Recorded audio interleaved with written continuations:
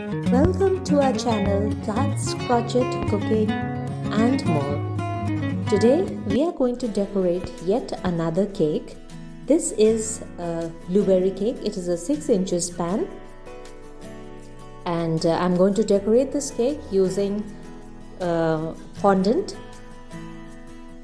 So keep watching, and if you have any queries regarding this, please write to us in the comment section.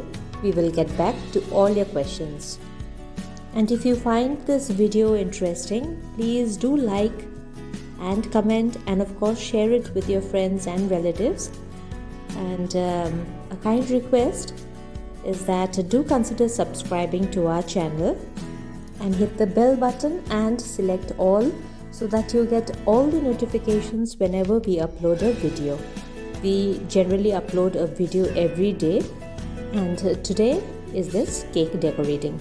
I've cut the cake into 3 layers and I'm stacking the cake one on top of the other with the whipped cream in between and the blueberry crush. If you want a detailed video on how to cut the cake, stack it properly, you can check into our previous videos. I'll provide the link as well, or maybe the I button on top, so that you can look at it. So happy viewing!